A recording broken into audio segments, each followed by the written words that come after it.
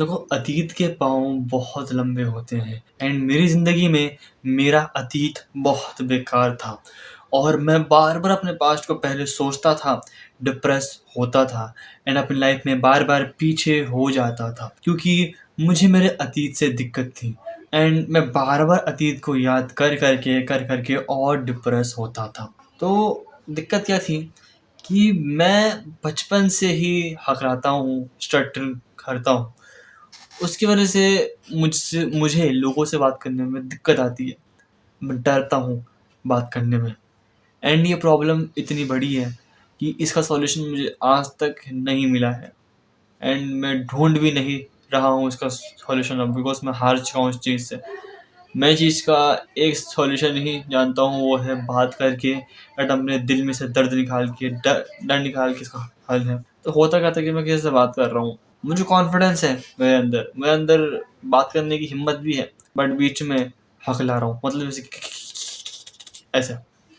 And उसकी वजह से मैं बात तो कर लेता था, मेरे माइंड में बहुत आइडियाज़ आते थे, बट अपने बातों को ढंग से रख नहीं पाता था।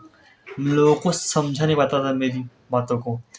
एंड इस चीज़ से बचने के लिए, इस चीज़ से निकलने के लिए मैंने एक सॉल्यूशन ढूँढा। अब मैं वो काम करूँगा जो मुझे डर है, जैसे कि एक पार्क में कोई इंसान बैठा है, उसके पास जाऊँगा, बात करूँगा। भयंकर काम है, इसको मैंने करा भी है एंड मैं बहुत सुन के भी आया हूँ। इतना हकलाता हूँ कि मेरा एक फ्रेंड था, उसकी बहन उसके साथ में थी, तो उनको देख के मैं इतना डर गया, घबरा गया, मैं कुछ बोल नहीं पाया। मेरे इंटेंशन बिल्कुल सही थे, बट मैं कुछ बोल नहीं पाया, मैं हकला गया, डर गया मैं। और ये चीज़ मुझे इतना ज़्यादा ट्रॉमा देती थी कि मैं रह रह के ये चीज़ें याद करता था कि यार मैंने कैसा कर दिया, मैं कितना बेकार इंसान हूँ, मुझसे बात भी नहीं हो रही है, मुझसे काम भी नहीं हो रहा है। एंड इसकी वज़ह से मैं अपनी लाइफ़ में बहुत डिप्रेस रहा हूँ एंड आज तक हूँ। अभी की बात है, आज सुबह की। कॉलेज के अंदर मैं क्लासरूम में गया जहाँ पे मेरा एक दोस्त था, उससे मैंने बात करी, बट बाकी लोगों से बात करने में मेरी फट रही थी। उनकी शक्ल पे साफ दिख रहा था कि यार ये इंसान यहाँ पर क्यों आ गया, दिख रहा था and it hurts me a lot. और इसकी वजह से मेरा माइंड बहुत ख़राब होता है। बट सोचो, अगर मैं अपने अतीत को लेके बैठता तो क्या मैं यूट्यूब चैनल खोलता? नहीं खोलता, बिकॉज़ इस यूट्यूब चैनल पे मुझे सिर्फ बोलना ही है। अगर मैं अपनी इनसिक्योरिटी की वजह से, अतीत की वजह से सोचता कि मैं तो बोल नहीं पाता, तो यहाँ क्या बोलूँगा? तो मैं चैनल कभी भी नहीं खोल पाता। तो मैं अतीत से मैंने बाहर निकला। अगर मैं अतीत से बाहर नहीं निकलता तो मैं अपने लुक्स को कभी भी ढंग का नहीं कर पाता, बिकॉज़ अतीत में मैं बहुत बेकार दिखता था। मैं कभी भी अपनी हेल्थ को ठीक नहीं कर पाता। मैं कभी भी अपनी सोशल लाइफ़ को ठीक नहीं कर पाता। अब बहुत लोग बोलते हैं कि अतीत से निकलने के लिए अतीत को भूल जाओ, बट ये एक ज़रिया नहीं है। इससे आप 1 दिन निकल जाओगे, 2 दिन निकल जाओगे, 3 दिन निकल जाओगे, 5वें दिन का क्या? छठे दिन का क्या? तब तो नहीं निकल पाओगे ना।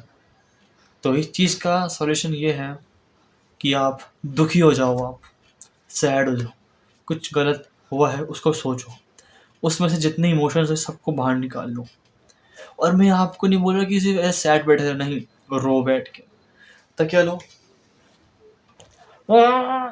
करके रो, सैड हो, बिल्कुल बिल्कुल सैड हो जाओ। क्योंकि जब तुम एक दिन सैड होगे, दूसरे दिन सैड होगे, तीसरे दिन सैड होगे, चौथे दिन सैड होगे, 5वें दिन सैड होगे, छठे दिन सैड होगे, 7वें दिन तुम अपने आप ही थक जाओगे सैड होने से। बिकॉज़ सैड होना, रोना आपकी बॉडी की बहुत सारी एनर्जी को कंज़्यूम करता है, खींचता है अपनी तरफ।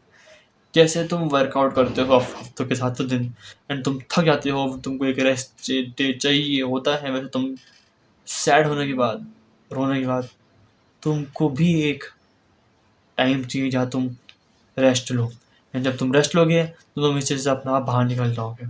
तो रो, सैड हो। आज मेरे साथ जो बुरा हुआ है, मुश्किल थोड़ा सैड था एंड सैड हुआ भी, मैंने बहुत सोचा।